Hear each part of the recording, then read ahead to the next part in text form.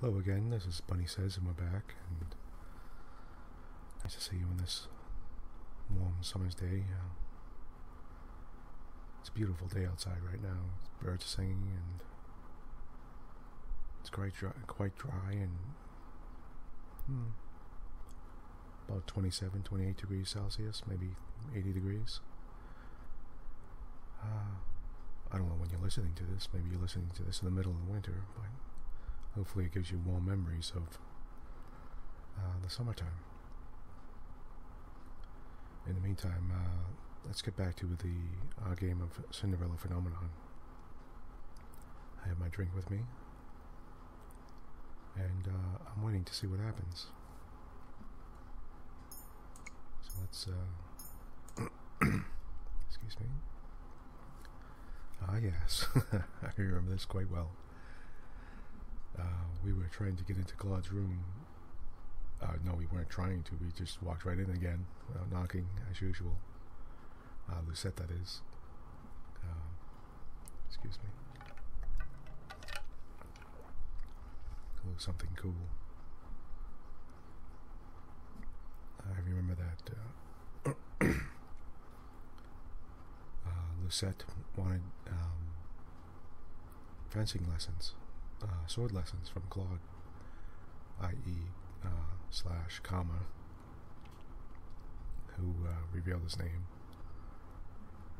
And so we're back in his room, and we came to give him a pendant, the heart pendant that we bought on a trip with Waltz. So, and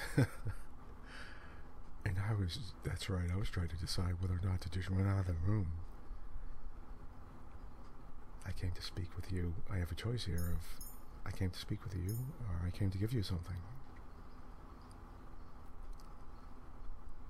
And I'm sorry. I saw there's silence. I did close the windows. The birds were going birdie nuts out there, so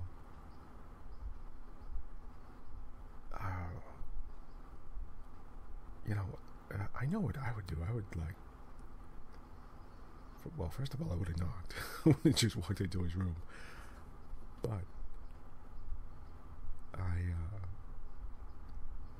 probably wouldn't give it to him right now. I'd probably just make up some excuse and then leave. But I think Lucette really wants to give him this present, so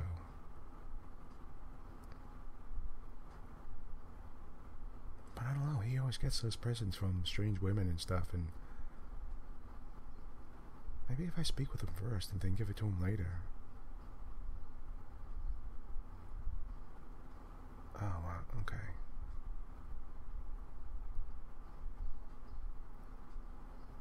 Because he's not in the mood. Look what he said. Again. No, this is after she barged in. Why do you do this again, Lucette? Now, that was him. Okay, I better say I gave you something, because otherwise, if I just say I want to speak to him, he's going to be like, what, you barged in just to speak with me? Come on. So, this is me stammering out my excuse. I came to give you something. Okay, I took it. I tightly gripped the locket in my hands as I stared at him. And this was so important, so very essential, that you once again missed knocking on my door for a simple delivery? His voice slices through my heart. I wanted it to be a surprise. I am not in the mood for surprises, Princess. Oh, wow, he's mad. Yeah, he looks mad. Like real mad. In no time at all, Claude is suddenly right in front of me. His hands outstretched on either side of me, pinning me to the wall against the door. His face is so close, his expression so fierce, that I cannot even bring myself to think of a way out. The only thing I can do is stare at him levelly, without getting angry, without crying. I will not show any weakness. Why? Why aren't you struggling or screaming at me? That's what the Lucette I know would do. Then you do not know me as much as you think you do. And you know nothing about me. I already have a retort prepared when I stop, realizing that he is right. I barely know anything about him. Yeah, that's what I was saying that before. That's why I partially didn't trust him. I mean, we really don't know too much about him. Lucette: no, I don't, but I'd like to. Why do you insist on poking your nose into others' business? We're partners. That's the only reason. It has to be.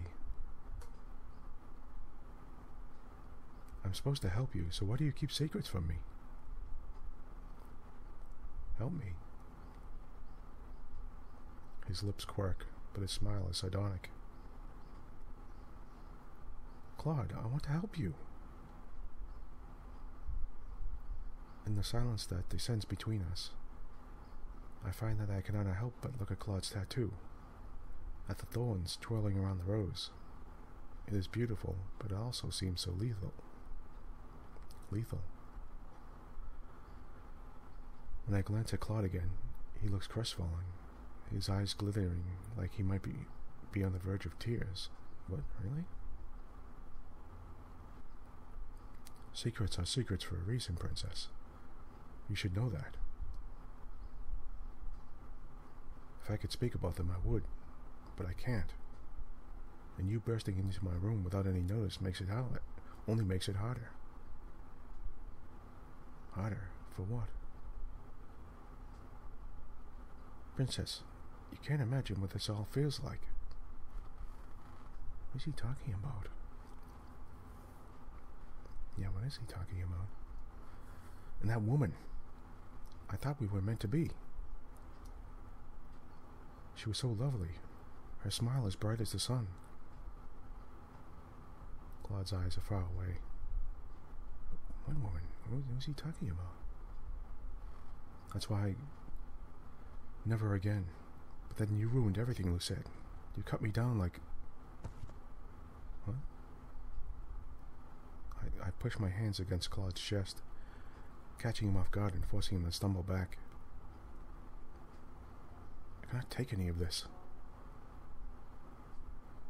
If I've ruined everything, then I'll just leave. You can have all the time in the world to yourself, then. The locket I'd bought for him burns in my hand, and then I end up throwing it at his feet. No. Lucette, wait. I ignore him as I run from the room. Okay, she ran back to her own room. When I return to my room and lock my door, I feel too hollow inside for tears. It hurts to breathe when I think of Claude.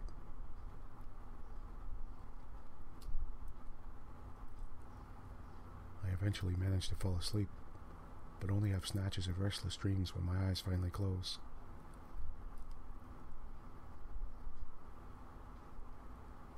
Okay, here we are.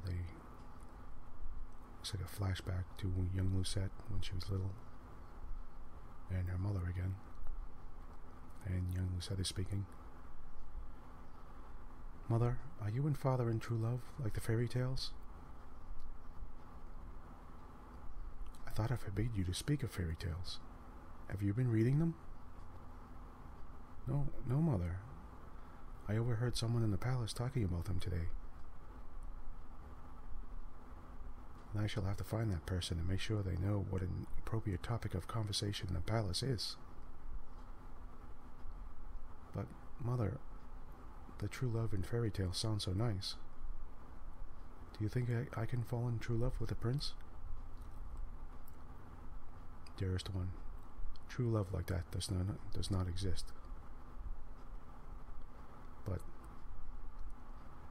the love between a mother and a child is the truest kind. It cannot be replicated by anything else.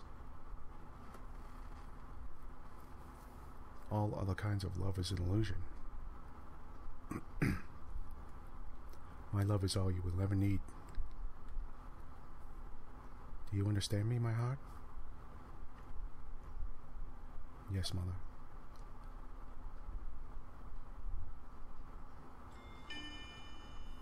Chapter 8, The Lost Prince. Okay.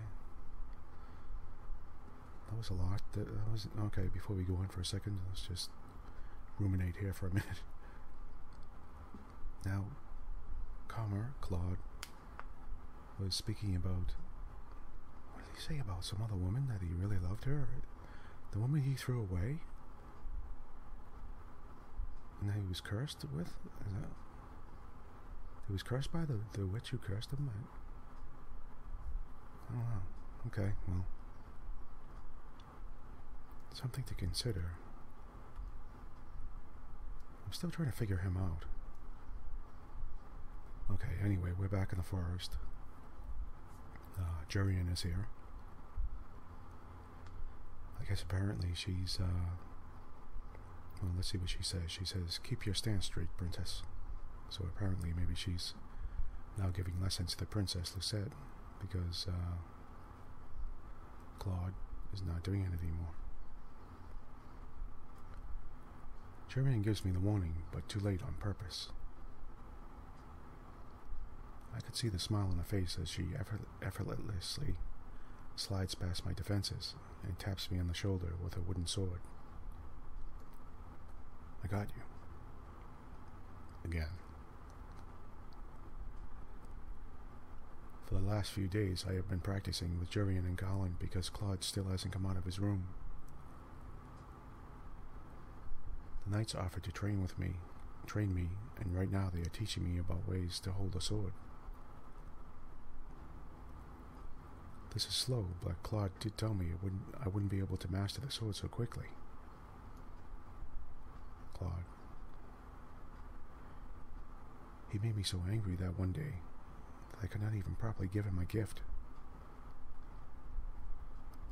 Yet I still feel sad that he is not here teaching me himself.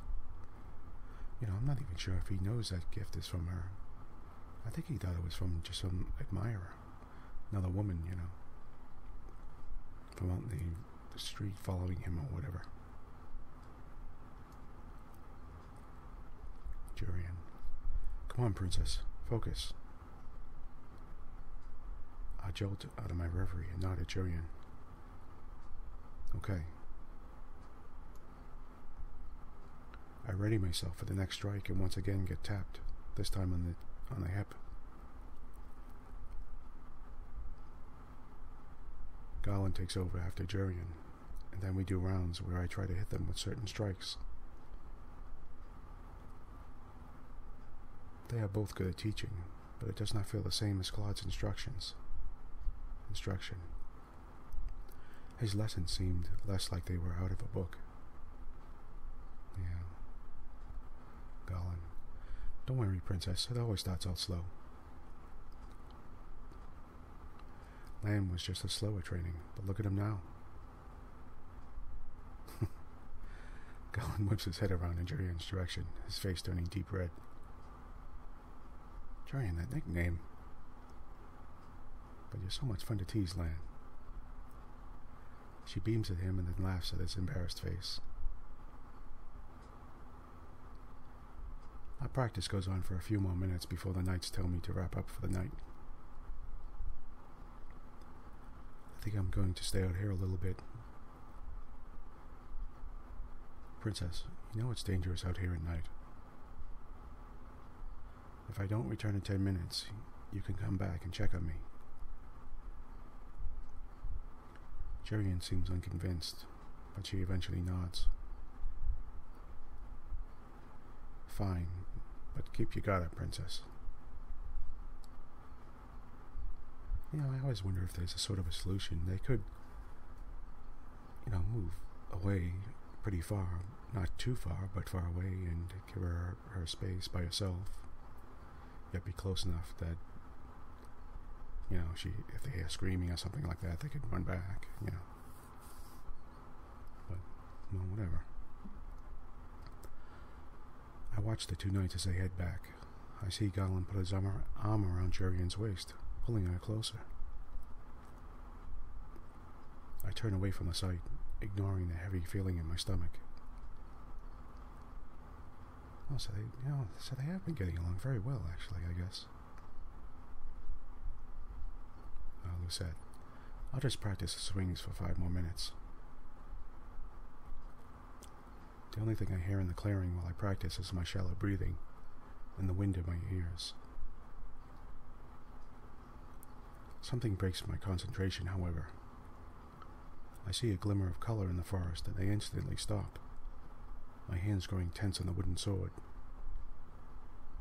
What was that? I glance around at my surroundings and then I freeze, and when I feel a hand on my shoulder, I can feel someone's breath on my neck. This all feels familiar. Is this Claude? Oh, I have a choice to put my hand over his, or turn and point your sword at him.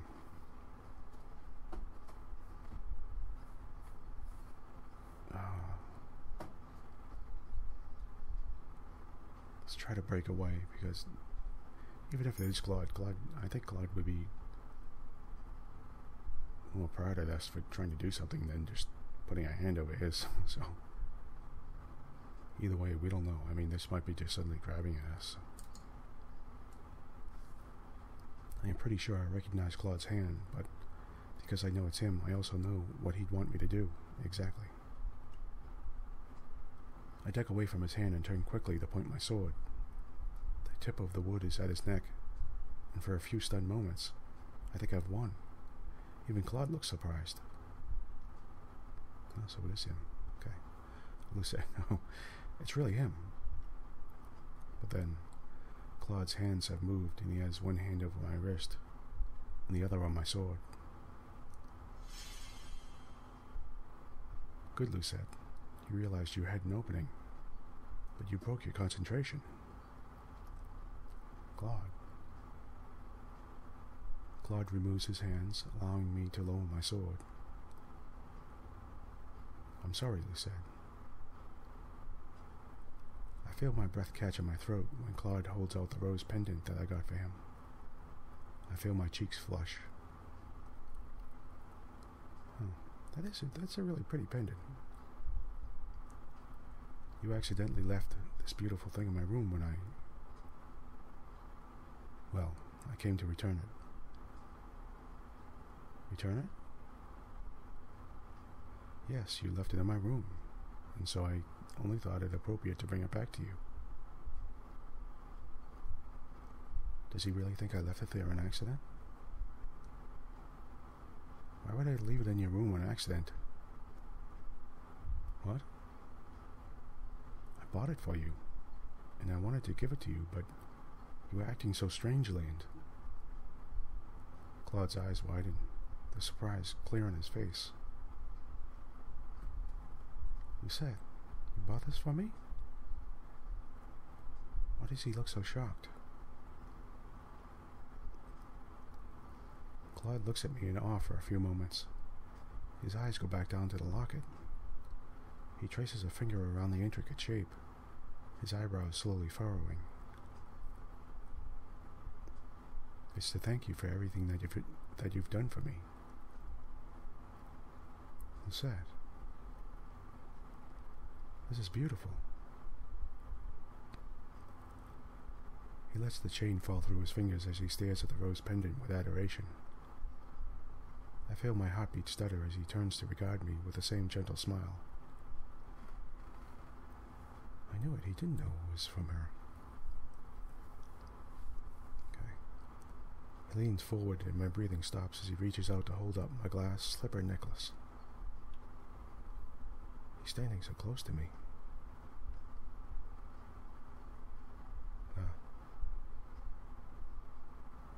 You really are a good person, Lucette. You completed your second good deed. I think some kind of congratulations is in order. Is there anything you want that I can give to you? I look up at him and notice that Claude's smile doesn't reach his eyes. He still looks so sad. I feel like there is so much that I want from Claude, but I do not want to ask for something that might make him sad. Well, when we have a choice, I want a hug or I want you to smile. Well, he was already smiling, but she said it wasn't reaching his eyes, as though he was just faking it. You know, honestly, I would like a hug. So, I think that'll make some things better. That'd be nice. So, in this case, I would rather have the hug. I don't care what Lucette wants. I want the hug. So, we're going for the hug. Huh? Claude looks at me in surprise. He thinks I am being foolish for making such a request, doesn't he? I shouldn't have said anything. Well, maybe I made the wrong choice. But before I could say anything else, Claude takes a step forward and wraps me in his arms. Oh. He pulls me toward him, and in those moments of silence, all I can hear is his heartbeat resounding in his chest. I could feel his warmth all around me, and his fingers clasped gently at my back. I feel so strange. My heart is racing and my knees feel weak. Something like this? I did make the right choice. Hey, great. I think that was the right choice thing. Anyway, I wanted to hug whether it was right or not, so I don't care. He speaks right into my ear. It's a surprisingly pleasant feeling. Suddenly, Claude makes a noise of distress as he steps away from me. All of the warmness that was pressed against me 1 moment ago is gone. What was that about? He looks mad now. Karma suddenly stops, eyes wide. He puts his hand on his chest and takes a step away from me, his fingers clutching at the fabric of his shirt. Oh God, Jesus. Claude has a pained expression on his face, only making me more anxious.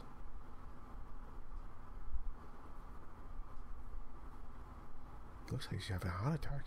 What? Okay. Not now. Claude, are you okay? What's wrong? Lucette, don't worry about it. What was that? What was that about? Okay. He lowers his hand with a pained smile slowly fading from his face. This does little to reassure me. No kidding. He still looks like he's going to have a heart attack. What? Was it my fault you were locked into your room for so long? He looks so pained to be anywhere near me.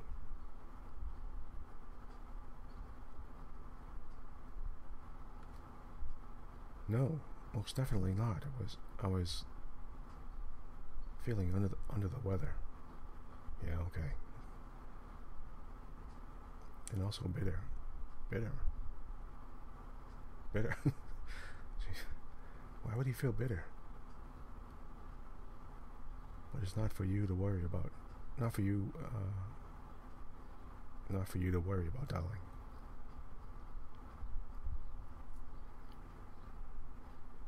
For now, we should head back. It's late and you need to rest. I just got back from patrol, so I would like to rest as well. Is there anything else I can do for you? No, sweet Lucette. You've already done enough for me. He clutches the rose locket to his chest and sighs out a little, with a gentle smile. This smile feels real to me.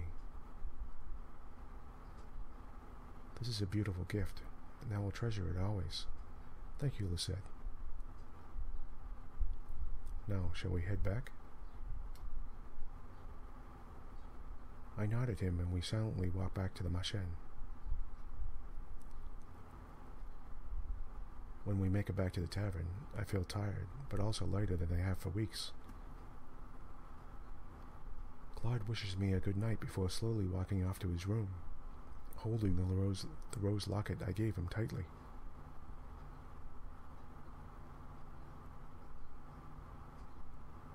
Well, okay.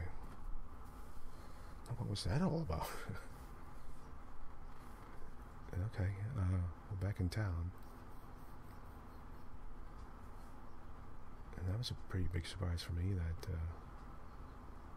now he's clutching his chest. He must have been clutching, the rose tattoo. I mean, if somebody, is nice to him or tries to get close to him, maybe he starts feeling, pain or something.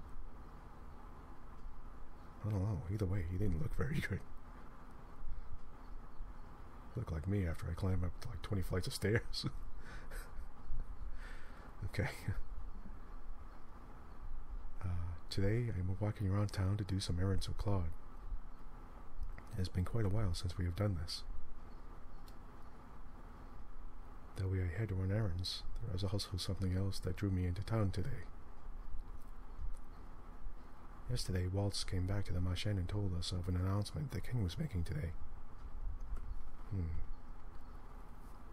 Let's see what this is about. Apparently, that announcement has been posted for at least a week's time, but Waltz had only got on to it after hearing about it from the crowds after one of his puppet shows.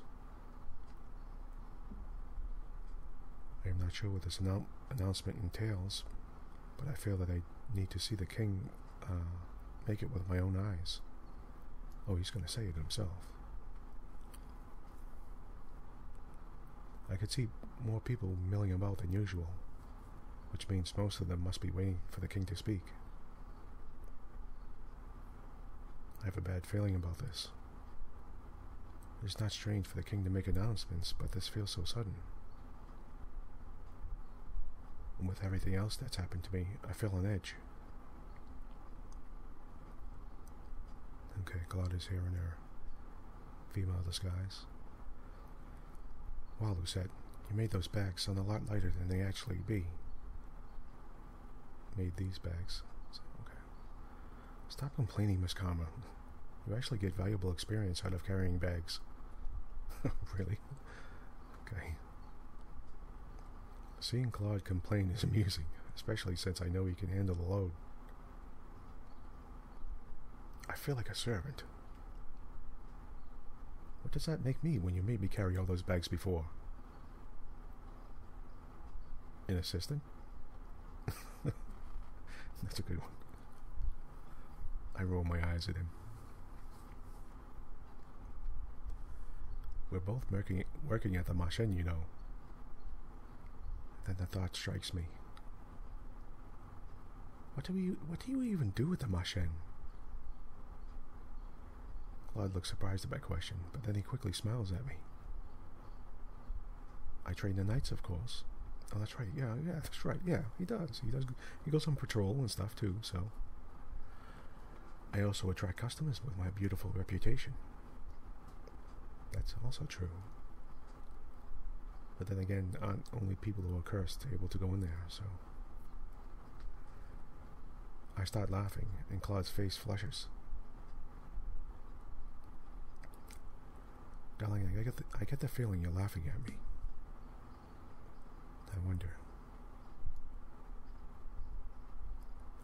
We finish up the rest of our errands and then sit down in the town plaza to rest. Claude leaves briefly and then returns with a slice of cake for both of us to share as a snack. That sounds nice. I have a lot of things I want to ask him and how he feels, and now feels like the right time to do so. This file's getting long, so... But let's go for the questions first. May I ask you a question? Of course, darling. Anything. Do you enjoy dressing like a woman? I don't mind it, really. I appreciate the beauty in anything. You girls get to wear quite an assortment of lovely dresses and makeup. It's quite beautiful. feel more comfortable in my own clothes, but I don't mind dresses. I guess if you've had to wear a dress for so long, you'd get used to it. I have another question. And what would that be?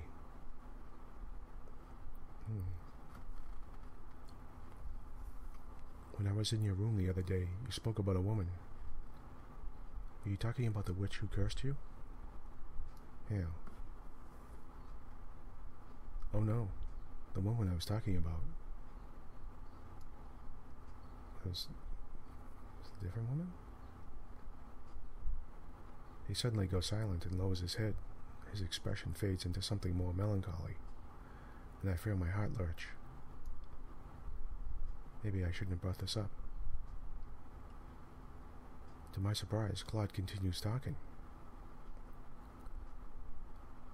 Shortly after I came to Engel, there was a woman that I met whose smile was as radiant as sunshine.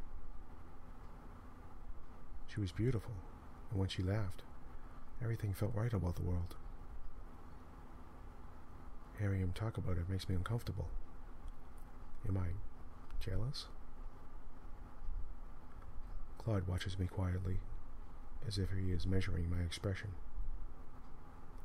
Eventually, he goes back to speaking. I knew her for many months. Time passed, and I thought we were truly in love, and then He goes silent for a few moments. His eyes distant, his expression pained. Well, some things happened, and I realized she only loved me because of my curse. She was drawn to me just as any other woman is. She seemed so genuine in comparison to the other women, but in the end... Claude trails off and lets out an exasperated sigh. You were truly in love with her? I was. I've dated many women, but I've never fallen in love with someone who has honestly loved me back. So then the last person he loved was that one woman. Claude looks at me, and for a few moments he does not speak. Lucette, do you mind if I ask you a question? No, I don't mind. Have you ever loved anyone? My mother, of course. I was referring to a romantic kind of love. Romantic kind of love? What does that kind of love feel like? Allow me to enlighten you. He smiles at me, and it is surprisingly genuine. I can feel simultaneously like floating and sinking. Your heart stutters, and you worry about small things, about offending this other person in some way. You wonder if they'll like what you're wearing, or if they would prefer a sandwich to a casserole when you treat them for dinner. You begin to find beauty in all the things that they do. Their presence makes you feel complete in a way you had never thought of before. You try to imagine life without that person, and find that you cannot. To even consider such a thing is painful, so much so that it feels like it might break your heart. Claude continues talking, but my mind is already whirling. Though he phrases things in a way that still feels unnecessarily dramatic, I feel a tinge of familiarity. The things he's describing, those are the things I feel when I am with him. Before I can say anything, we hear the sound of hooves, and the both of us turn. I see a procession of knights, along with the king on his horse. He normally rides into town like this, but today he's not smiling, and there are way too many knights riding with him. Is this that... Lucette? Sir Alcaster? Let us go and find a place to stand and watch. As you wish. Claude walks with me into the crowd gathering around the king, and we find a spot to spectate at the very edge, closer to the alleyways. Okay, I think we're going to hear some kind of important announcement here, so this file is getting on 35 minutes, so let's close this out here, and we'll continue on with the announcement in a second. So thank you for listening, and I'm glad you're here. And we get to have a lot of fun today. So let's, okay, let me stop right here.